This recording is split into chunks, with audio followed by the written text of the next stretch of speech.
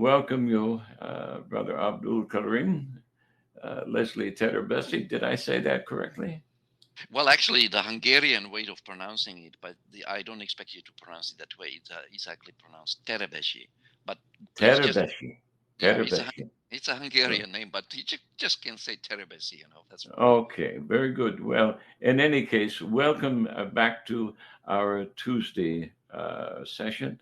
And I'd like to inform the people that you are involved in um, academic research, which is very enlightening with respect to what has happened in Islam to establish what we call the traditional perspective, which Brother Karim says has eclipsed Islam in so much that it has eclipsed the Quran by replacing the Quran with a preoccupation and an elevation above the Quran of the Hadith, many of which we know and has been confirmed by several scholars have been fabricated. And instead of telling us which ones are actually genuine, there seems to be a reticence on the part of the traditional community to differentiate the hadith and make it very, very clear to the man on the street what is reliable and what is not reliable, unreliable, you see. So we know there have been hadith wars. We know that these things have existed. We know that the majority of the hadith have been fabricated. We know that it's an impossibility to consider, to analyze, or to learn all 500,000 of these supposed hadith. And this is established. This is not a question anymore. It's not even worth any kind of argument, if you will. And I tend to avoid getting involved with people who want to defend the traditional position because it's a waste of time, actually, because they have established what we might want to consider, and correct me if I'm wrong, Brother Karim, they have established what we might want to consider a separate religion, a different religion other than the Islam which our blessed Prophet has handed to us. And so we have these internecine wars between this various sects in Islam. The two of the greatest sects are the Sunni versus the Shia, and we have the madhabs, and that always confused me. Well, if you have these four madhabs, and these are the major approaches to genuine knowledge. My question has always been, well, why after 1,200 years are they still arguing over how to pray? They can't seem to come to any agreement. And if they can't come to an agreement over that, what else are they not coming to agreement to and pretending to agree on? So, in any case, I'm very, very happy to have you with us again. And I truly want you to know that I appreciate your work in this area because it's an area that's beyond my ken. It's an area that I'm aware of, but I'm not knowledgeable in. So you are filling a void for me. And I'm sure in doing that, you're also filling a void for many of my students and other students who are pursuing this expansion of knowledge. All right. As Brother Benjamin Bilal called it yesterday in a meeting I had with him, expansion of knowledge. We are not so much revising as we are expanding what we know. And part of that expansion is this sine wave of attaining knowledge and then saying, okay, well, we've attained this, but if we want to reach the peak of the sine wave, in order to get there, you have to discard certain things that you can't take to the top, okay, in order to reach that moment of connection of salat with the samawat, with our creator, and say, okay, this is a point of truth. This is a moment of truth. But in order to get there, it's like walking in the desert. You have to discard things which are slowing you down or taking the energy or taking away in a negative way what you need to survive, what we need to actually activate what we like to think of as Islam. And Islam is a conscious recognition of our Creator and a conscious joining with our Creator in this action we call guidance. Okay. It's action, you see. It's not just an abstract idea. You can't just have Islam and rub your head against a carpet and make yourself a nice little brown mark up here and think you've made it. That's not it. Islam is deeds, good deeds. These are what we take to us to the grave. Where are they? You see, this is what I want to know. Where are they? And if we're just practicing Islam to perpetuate the production of a priesthood like any other religion, I think we've missed the point, because what we need to do is produce a dynamic polity that is achieving union with the truth, with Allah, and expressing this union by action, correct action.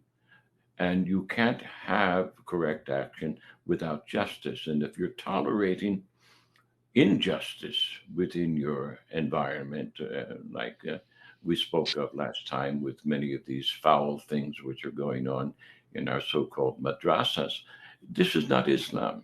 It cannot be an expression of truth.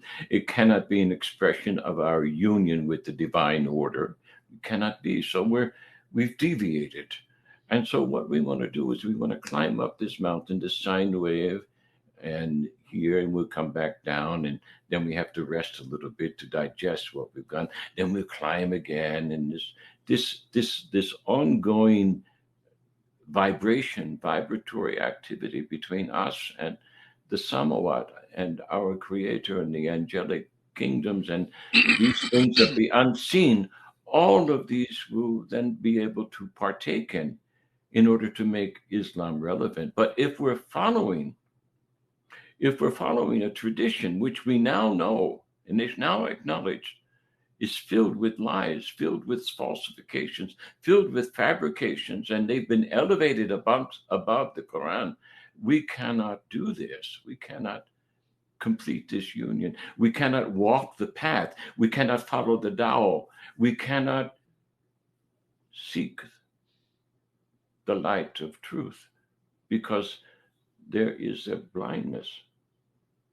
And this blindness is really severe. If you are just simply a traditionalist, you will not change your way. And if you don't change your way of thinking, the way in which you are walking, if it's deviant, you're going to miss the mark. Just like a bowman who sneezes at the last moment, he's not going to hit that bullseye. Something's wrong there, you see.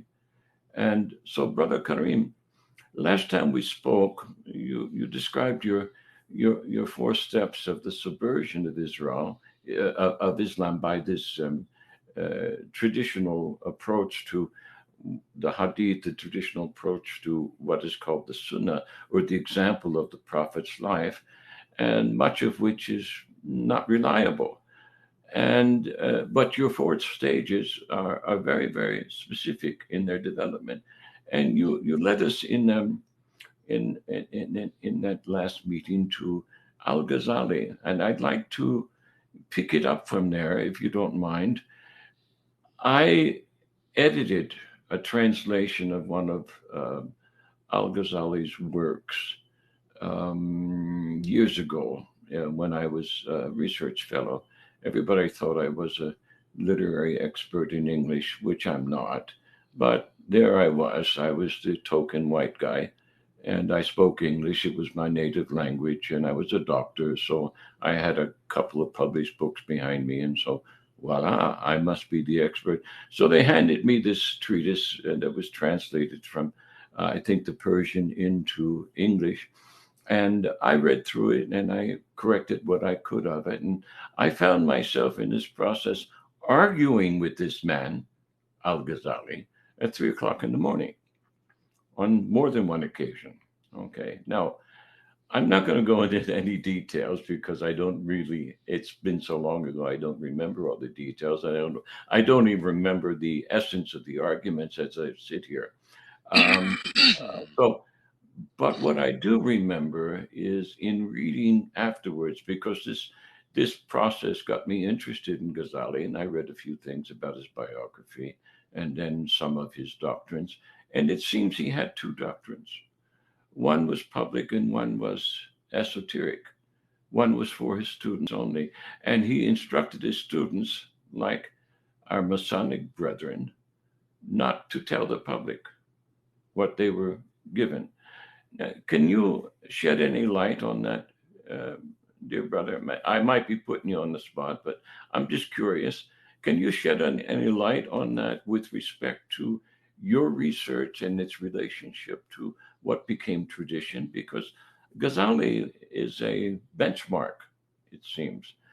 Some people say he's been misunderstood. Some people think he responsible for the removal of Muslim consciousness from the rational world, and a preoccupation with things that really don't matter, you see.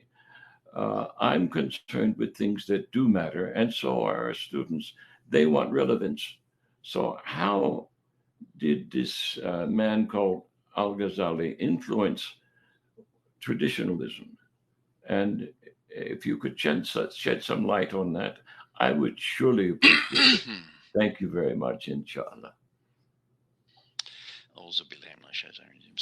Well, thank you once again, Brother Omar, for this opportunity to share some thoughts with your good self and your viewers. About Al Ghazali, my first exposure to Al Ghazali was back in 2002 in my first year of teaching at the Islamic Science University of Malaysia, when someone recommended to me his book Deliverance from Error. And I must admit, the book was very well written. I read it in English, excellent English, and the content was also excellent. Almost everything, except one sentence that I was really taken aback, very Mm, powerfully by. And the sentence read, by the way, the sentence was based on a hadith. The hmm. sentence read that, I'm paraphrasing almost verbatim, let me put it that way, that I Okay. quote, a Muslim cannot say a bad thing about another Muslim, Hmm. even if it is true. Oh dear. End of quote. I repeat, Hmm. Al Ghazali writes in the Deliverance from Error that, I quote, a Muslim cannot say a bad thing about another Muslim, even if it is true. End Hmm. of quote. And by the way, on page 9, Roman numerals, in another book of his, the Book of Knowledge, he refers to the Prophet Muhammad as, I quote, this is verbatim, the Lord of mankind. End of quote. Oh dear. Exactly. So when I read that sentence, I was wondering, well, if Muhammad, peace be on him, is the Lord of mankind, then who is Allah? Hmm. Yeah. So I'm astonished. There's a possibility, of course, that the sentence was inserted by someone that he didn't say it. But if he did, Hmm. I think there's a serious problem here. But anyway, to come back to the earlier statement that we cannot say anything bad about another Muslim, even if it is true, I took this up with a few colleagues at the university. I didn't get much of a response, but my argument was that if we follow this advice, we will never ever convict any criminal of any crime, because no one will be able to testify against a criminal, because that would entail having to say something bad about the accused. Yeah, that kind of makes everybody a Catholic priest, doesn't it? Even if you're in the confessional and you receive this knowledge, you have to keep it to yourself. It's between you, the sinner, and God, right? So it's Yeah. not part of the public domain. Well, that's a kind of a closeted approach to any form of justice. You see, it can't be had. Right.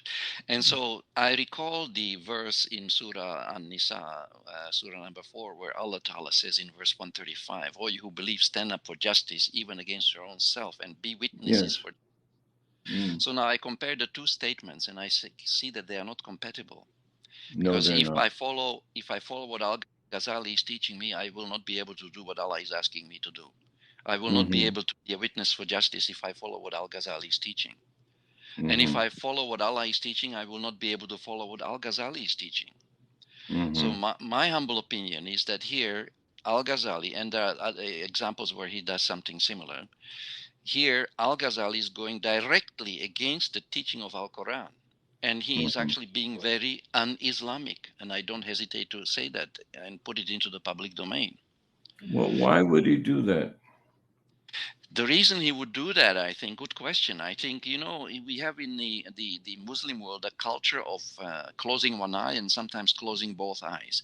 We have a lot of corruption in the Muslim world, partly because people are following Al Ghazali's advice rather than Allah's advice. They are Ah. Mm-hmm. they don't Yeah. want to say anything bad about other people, even if it is true. In some cases, in some countries, and I won't mention any names, the people that spoke the truth have disappeared without a trace. Yes.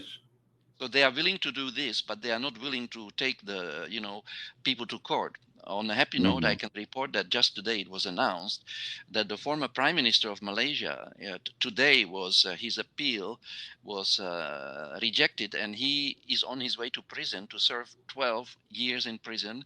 Plus, he has to pay a fine, I think, of $210 million. I think it's Malaysian dollars, although I'm not sure Mm-hmm. about that. Confirm Yes. that. Mm-hmm. And so this would be a very new development in the Muslim world where the criminal justice system is actually sending anyone or a person, convicted of corruption into prison. Mm-hmm. I was quite close to the late Said Hussein Alatas, the older brother of Naqib Alatas, whom you know, Yes. Yes. and he has written 4 books on corruption. And we used to Mm-hmm. discuss once a week for almost a year. I was a regular guest in his house from 10 p.m. until 3:30 a.m. every Thursday. We would discuss most of the Oh time my alone. gosh. I know. Mm-hmm. I would excuse myself while I'm 3:30 by saying, Prof, I think I'm going, because the discussion was still very good. I was enjoying it. We could have been there until 7 a.m. We But should I have a said, special session on that alone sometime. so I had to, Mm-hmm. basically I said, Prof, I need to go because if I don't go and get some sleep, I will for sure fall asleep during a Friday prayer. So, Yes. but Mm-hmm. yeah, so we had some excellent, discussions, and I, of course, don't want to go into the details of the politics of, what we discussed. And he wouldn't, of course, put everything on the table either, and rightly so. I wouldn't do it either. But he gave me enough information to know that the corruption is a huge problem in the Muslim world, massive. Yes, it is And massive. we don't even have, even Edip Yüksel says that in Turkey, very few ulama are willing to say that corruption is a crime. Mm-hmm. Fasad, I think it normally is, that's the Yes. Arabic word, Yes. but here I would like to make a correction because I watched the video recently. Someone from the Al Mawrid Institute appeared on Let the Quran Speak, and there he was taking a traditional position on Mm-hmm. verse number 33 in Surah number 5, which is the verse that allegedly prescribes punishments for highway robbery, hiraba, cutting off of the hands and feet on opposite, sides, Mm-hmm. expulsion, exile, crucifixion, and what have you. Now, as Yes. Muhammad Assad points out in his footnote on this verse, that verse has been misunderstood by traditionalists to be a Mm-hmm. legal verse, but it is not. And as proof, Muhammad Assad alludes to the fact that that verse is written in Arabic language. It uses the present tense, not the future tense, as all the other legal verses use. So, in Mm-hmm. other words, the verse describes, it does not prescribe what people should do. It merely Mm-hmm. describes the habit of people, what people do Yes. with highway robbers, but it doesn't say what they should do. So here we have an example of a Mm-hmm. very serious lapse in traditional jurisprudence where this verse was wrongly identified as a legal verse with some pretty bad consequences for people. Mm-hmm. So Mm-hmm. this is one of the problems in the traditionalist approach. It's not sufficiently intellectual, you see. Yes. And I recall when you spoke about tradition, Muhammad Abdu, I think it was in his book on Tawheed, he referred to traditionalism as, I quote, a disease, end of quote. Mm-hmm. And Yes. of course, other people condemn this blind following of tradition without the reflection. Hmm. I mean, it's okay to follow someone's opinion if you know the reasons why you are doing it, and if you agree with that opinion on the basis of your own examination of the validity of that point of view. That is not blind following. That may be Hmm. following, but it's rational following. So Yes. Jabir Alwani makes that distinction in one of his books. But blind following, this has been a bane of the Muslim community from early on, from the time that reason or rationality was repressed. And as I mentioned in our last meeting, there have been several waves of this repression of rationality and reason.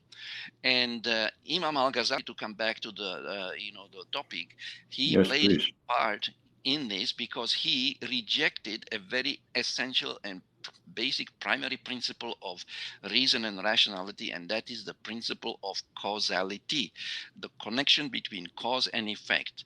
Yes. According to him, everything that happens as a result of the will of Allah. If I kill somebody, I can say I didn't do it, Allah made me do it. Hmm. You see what he's doing. So Yes, this yes, I've seen that. this resulted directly in the so-called doctrine of predestination or determinism or fatalism, as some people call Yes, it. fatalism, right? And this paved the way for the utter moral corruption of the Muslim community, because once again, like that earlier comment he made, which I said, if we take it literally, will prevent us from ever convicting anyone of any crime.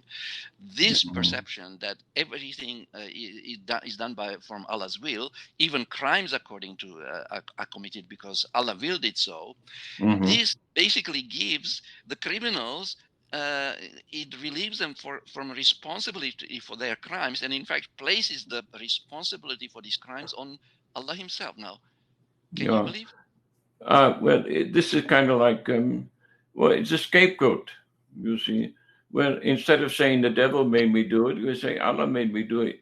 You see, Yeah, it's I think Allah's will that I'm a sinner and a murderer and a rapist and a pedophile, or whatever the case may be, a thief. Um, this is inexcusable. I was Ghazali absolutely. actually taught this. Yes, it's part of a. And about justice, by the way, Hmm. there's a paper on a website called New Age Islam.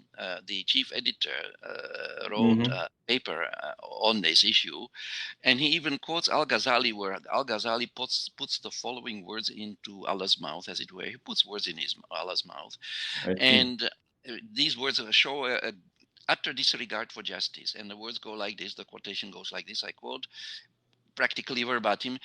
I quote, "These to bliss and I don't care, and these to hell and I don't care."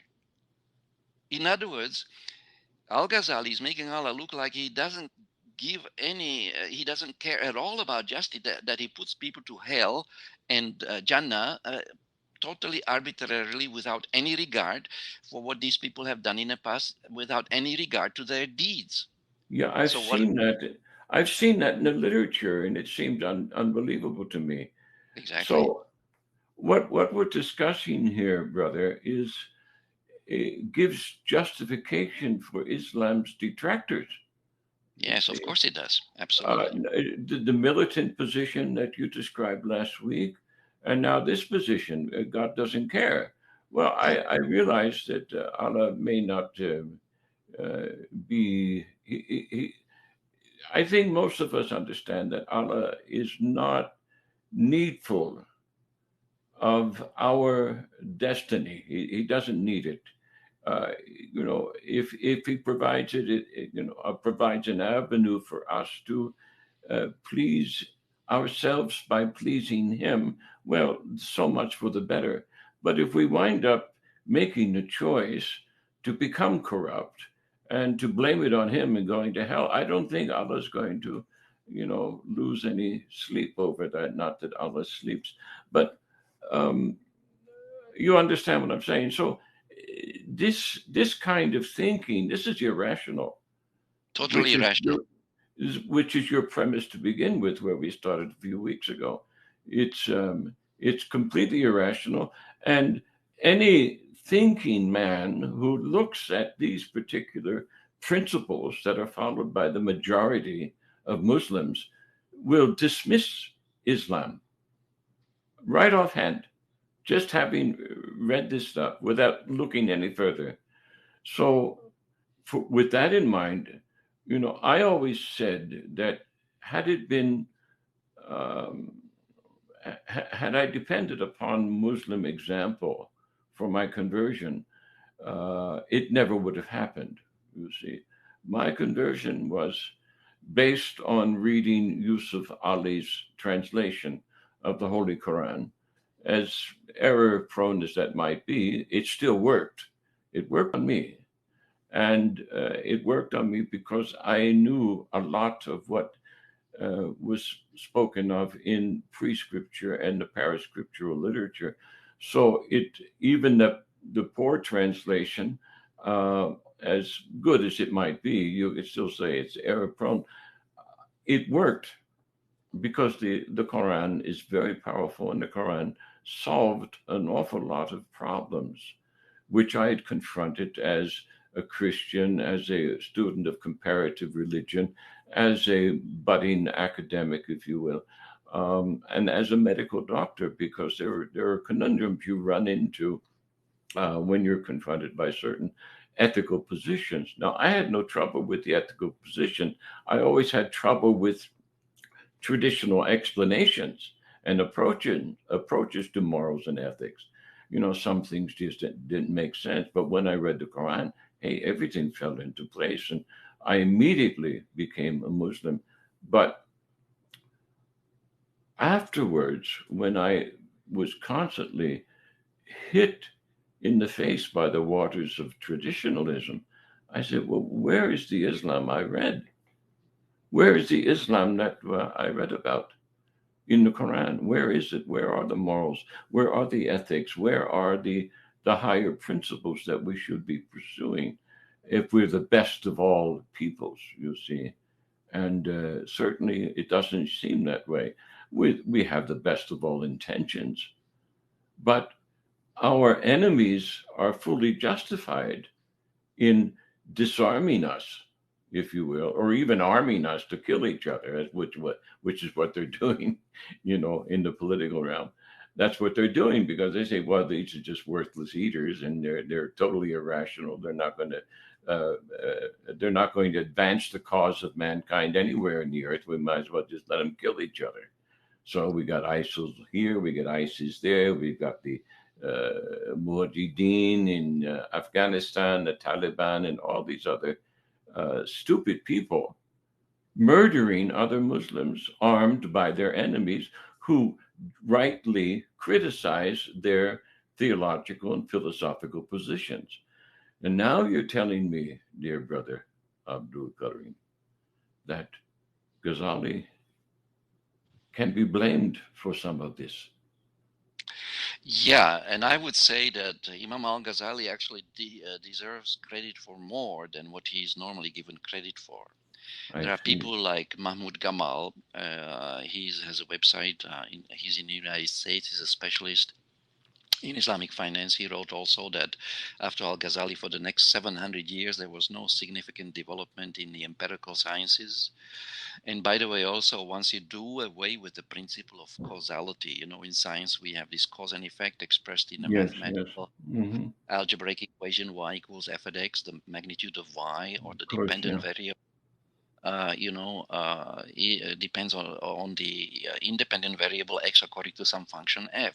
So the moment you abolish causality or cause and effect relationships, you have basically scuttled all science. Yes, And this, by falling behind in the sciences, left the Muslims at the mercy of their enemies, who developed superior weapons with which they were later able to defeat the Muslims. yes, yes, In in Turkey, the printing press was banned for 272 years on the grounds that this was some kind of a satanic invention. It didn't seem to occur to the ulama that you could use the printing press also for something good, like for printing extra copies of the Quran and do da'wah all over the world. yes, You see, the kind of thinking that we are looking at here, they just simply assume that the person will do the worst rather than the best. And in fact, there's a concept of husn zan, in Islam, that we are supposed to think, like giving benefit of doubt to people. mm, We are supposed to think of people well. We should not jump to conclusion and assume that they are out to do the worst. I remember when I would occasionally have discussions with some of my female colleagues at the university in the hallway, of course, in broad public view. yes, People would come down by and give me this look as if they knew what I was after, as if I had some kind of a obvious hidden agenda. I said, my God, Yes. grow up, dude. What's Hmm. wrong with Hmm. you? This is the thinking of 11-year-olds, you see. Hmm. Yes. So why do they make such assumptions about people? So anyway, so the anti-rationalism proved very costly. And not only that, I believe that by abandoning reason, Muslims also made it more difficult for them to understand the Quran. I don't believe Yes. anyone can understand the Quran unless they apply their akal, their reason, their mind. And Hmm. doesn't Allah subhanahu wa ta'ala tell us so many times in the Quran to use our reason, our akal? Afala takilun, afala tatadabbarun. And zikir is used frequently, and ilm. So these anti-rationalists, I kind of, how do I put this? I have a feeling there's something fanatical in this opposition to reason and rationalism. But Yes. maybe correct me if that word is too strong. So they No. have this deep hatred for thinkers and academics and intellectuals, and they slaughtered 5,000 of them during the reign of Musa al-Hadi. Brother, can you just give me a few seconds? I need to plug in my Yes. machine. I thought I had enough power. 1 second, please. We'll be Yes. back after this commercial break, folks. Just hold on Okay. there. Very good. Go ahead, brother. So, yes, there are many, many things here that Brother Karim is teaching us and teaching myself as we go along in this dialogue, including the slaughter of the philosophers. We could talk about the slaughter of reason. We're talking about the slaughter of philosophy. We might as well, as I said last week, we might as well just have a catechism and turn off your mind and just believe and kowtow. So it's another form of idolatry. It's another form of shirk, this blind following, and they pretend that it's not blind because this is an interesting phenomena, dear brother. Uh, the traditionalists are very keen on memorization, and well, you can memorize a phone book, and that's not going to give you much rationale besides what a detective might need to follow a lead down the street. But I've met people who memorized the Quran, but could recite it beautifully in Arabic, but they could not tell me what it meant. They could not Uh, translate it. They could not discuss the passage in any meaningful sense. Um, some of the best Muslims I've met who were much better informed than uh, many of the academic so called imams that I've met were taxi drivers who were self educated. And I remember driving around KL with these taxi drivers who spoke reasonably good English. And I had wonderful conversations with them about Islamic theology and history and the meanings of this and the next things, where I couldn't make any progress in an academic forum, especially with respect to what you just brought up here, science. If you remove cause and effect and these variables, there's no thought left. You might as well just have a straight line and think the earth is flat. So, and we have a significant movement in the Ummah right now, sponsored by unseen corridors. Uh, you know, where people are thinking, Muslims are thinking the world is flat because they've taken a few phrases out of the Quran, out of context, and applied them with this false approach to science, which does not really give us the true cause and effect.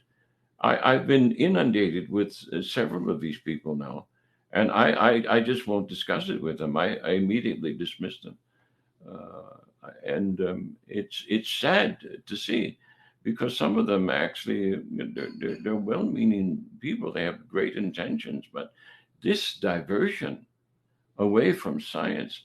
I remember going to a Islamic science conference and presenting the only scientific paper there, and it was rejected. Unbelievable. It was on the development of the human mind with respect to the gender, the gender aspects, the male and female aspects of the human brain, and it was rejected offhand. Uh, but they wanted to publish the paper on voodoo. You see, well, we've had 1,200 years of voodoo and obsession. This is obsessive compulsive disorder. The entire ummah is obsessed with ritual, and it's rejecting reason. And Absolutely. and you're telling me that Al Ghazali was largely responsible for this. That's unfortunate. Do you have any insight as to what he taught his disciples privately and what he taught publicly? Yeah. I recall that comment you made. Well, as you know, the concept of taqiyya is common among Shias. Now, I'm not saying he Yes. was a Shia, but he was Persian after all. Yes. And Right. interestingly, I recall the book written by the leader of one mazhab that I used to associate with, or school of thought. They are all sort of based in America. They are this, I call them the Friends of Leo Strauss. Yes. I don't know if you heard about him, that's but that's an interesting phrase. Thank you very much. I might yeah, use that. yeah. So one of his books, he was called that he wrote, "Persecution and the Art of Writing." And Hmm. he was actually he was trained, I think, to sort of in a rabbinical method of reading the Torah. He turned away from that and from Zionism as well. Yeah, as a young Hmm. man into that, but he turned away from both and began focusing on the Western philosophers and began differentiating between tradition and modernity in Western thinking. So, and he claims there was a massive turn in Western thinking from the classical tradition to the tradition of modernity, the realpolitik of Machiavelli, the separation of morality from politics. That those are all modern phenomena, at least traditional morality. But anyway, Hmm. in that book of his, Persecution and the Art of Writing, he argued that in the old days, these people, including Machiavelli, sometimes wrote contradictory passages, and it was like insurance, that if somebody accused you of saying this, you could point to the other passage and say, no, but over here I wrote this. And Hmm. so, in order to get the real message out of the book, you needed to decode it because, so in other words, this was esoteric writing, not exoteric Hmm. writing. So this was intended for a small group of initiated or initiates, Yes. a Yes. little bit Hmm. cultish. And in fact, that was one of the reasons why I mean, this whole idea of cultishness, or I sensed there was something going on here that, I mean, I believe that we should state the truth openly, but to do it in a way that is suitable, as Al Quran says Hmm. in verse 125, Surah 16, speak to them in the best way. So we can speak the truth, but we need to do it in the best way. So what Hmm. is the best way to speak to people? So like, for instance, I have encountered these issues in traditional exegesis and jurisprudence that to me seem to have elements of polytheism, like placing the Quran on an equal level with the Hadith, for example. Yes. So instead of referring to it as polytheism, I, as it were, coined the phrase. I think it's a new phrase because when I Googled it, in quotation marks, I couldn't find any results. No results came back. No, in other words, no one else is using it on the whole internet. So I'm not sure Hmm. whether that's good or not. But the phrase is scriptural polytheism. You see, so Hmm. I'm suggesting that when we make the hadith equal to the Quran, we are Hmm. falling into this scriptural polytheism. Yeah, because we Yes. are making words of human beings equal to the words of God. To me, that is Yes. terrible. And Hmm. as we discussed last time, actually, it didn't stop there. It went further. The words of people were actually elevated above the words of God in at least three different ways. They were said to judge or explain the words of the Quran, to abrogate the Quran, and even to replace parts of the Quran, some rulings Hmm. in the Quran by rulings based on tradition. So this was a very catastrophic, I think, development, resulting from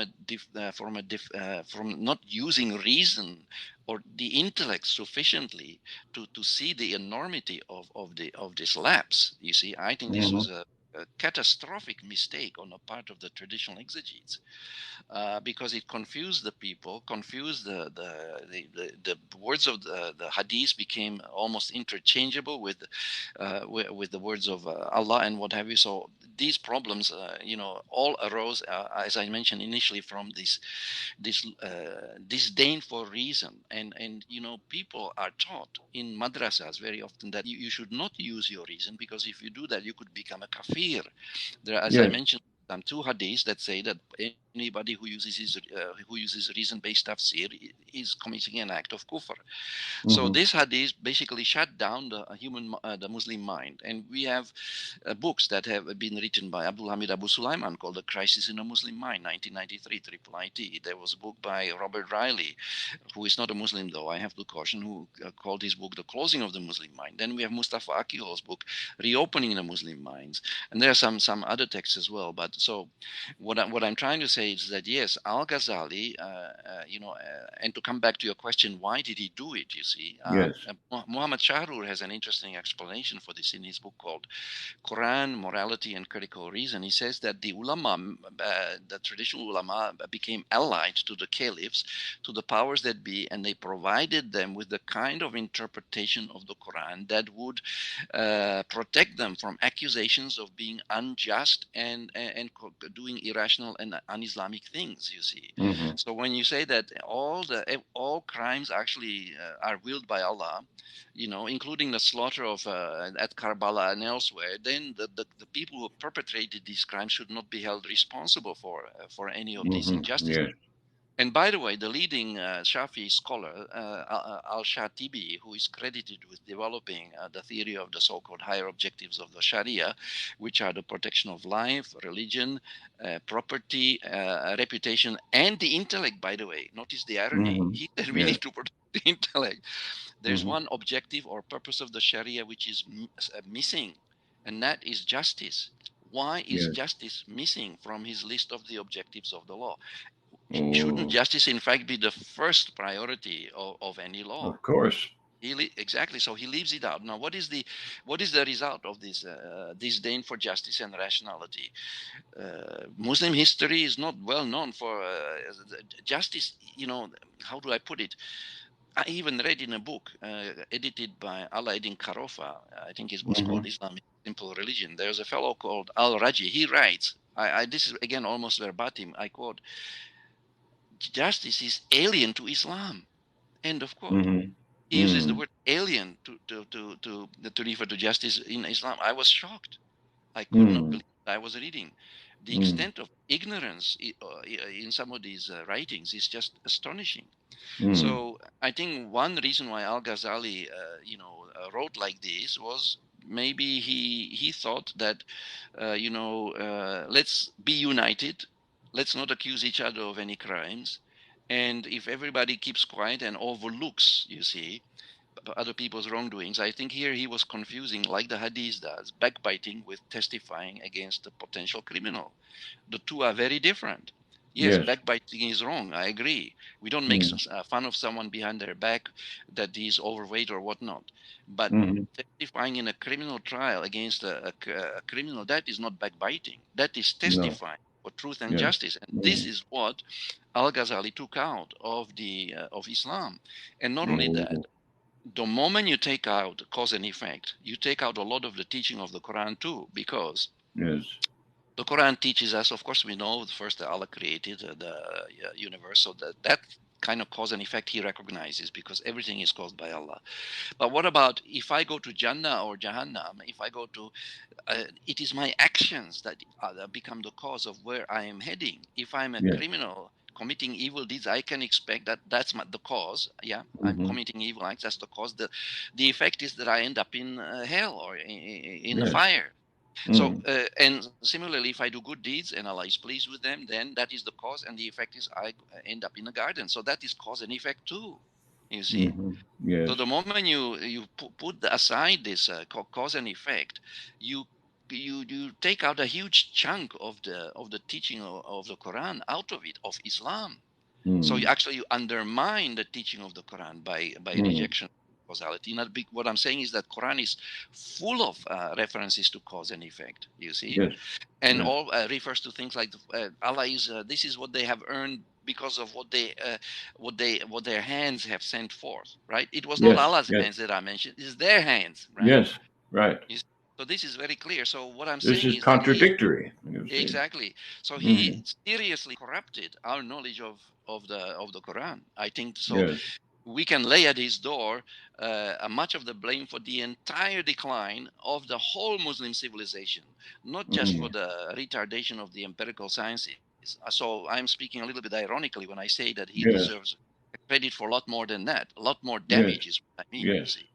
And by the way, if you look into Bukhari, can you show me any book on justice? I don't think so, bro. I don't. Right. There isn't No. one. No, if it's you look, not there. It's not there. It's yeah, not there. if you look into Bukhari, can you show me a book on ethics? Mm. Not there. Can you show me a Not book there. on akal or reason? Not there.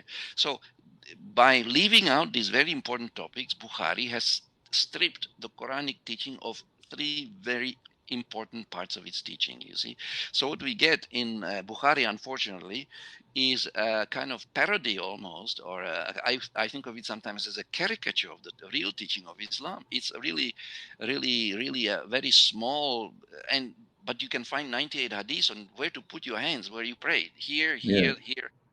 Yes. 98 hadiths. Now, that is a lot of detail. As you mentioned, there has been a massive shift of emphasis from, ethics and justice and intellect to ritual, right? Yes. Blind following. And so people think that Allah, that when we put our head on the floor, that we are worshiping, this is worship of Allah. Well, Allah asked the angels to prostrate to Adam, and would he ask them to worship Adam? Of course not. So Of course not. prostration alone is not worship. No, it's not. Worship takes place, I think, more in terms of your actions. Are you willing to help a needy person? Are you willing to say a kind word to someone? Just the other day I Hmm. was watching a few videos from America, the homeless people in the cities. It's just amazing, brother. The, the, Yes, the I know. misery and the agony and the tents on the streets, lining the streets, Mm. and the drug addiction and this fentanyl explosion. Fentanyl is what Mm. 1,000 times more powerful than heroin. You Mm. see, these people need help. You see, Hmm. but here Yes. the ulama want to help Allah to help him make himself clear by writing their tafsirs, which are sometimes quite off the mark, like when Ibn Kathir wrote that the Quran abrogates the previous revelations. Well, this is completely against what the Quran teaches. And he's Yes. considered to be one of the big exegetes. My God, may Allah protect us from such exegesis, if you ask me. I It mean. I is mean. completely opposite to what the Quran teaches. So a lot of these so-called exegesis and even jurisprudence, there are some anti-Islamic elements here. It seems that way, brother. And if you look at the word worship, which we have in English, if you look at the Hebrew origins of the word, which are the Semitic in basis, you trace them back to, I suppose, the Sanskrit, but um, it means to obey. Worship means to obey. Yeah, So um, ibadah. we are to yeah listen and obey. We are to hear and obey. This is also um, quite prominent in the New Testament scripture. I think we should end it here for today, dear brother. Um, Sure, I would like to take this discussion of Al Ghazali a step further sure. into the Sufi realms and this whole idea of some sort of occult influence here, especially out of Persia, because that's where it comes from. These things sort of migrated out of the ancient pre-Dravidian and Dravidian realms in what is now Pakistan, and they moved westward and settled there in Nimrod's kingdom in Babylon, and this is Persia. That's what it is. There was no Iraq in those days. It was all Persia. It had different names for the kingdom. That whole area, not just the area we call Afghanistan, is called Khorasan.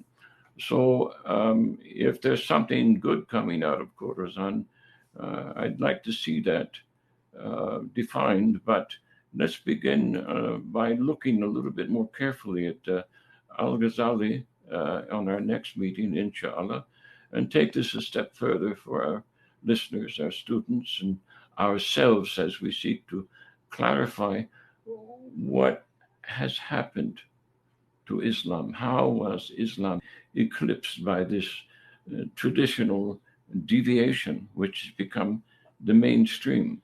You see, how can Yeah. we expand our knowing of the truth beyond this traditionalist cap on our reason? You see, Yeah. so I Yes. want to thank you once again, dear brother, for sharing My pleasure. what Allah has placed in you for the sake of ourselves and our listeners. And inshallah, we'll meet again next week, same time, same station. Inshallah. And thank you for having me once again, Brother Omar. Always a pleasure. Wassalamu alaikum wa rahmatullahi wa barakatuh. Wa Ameen. alaikum, wa alaikum salam.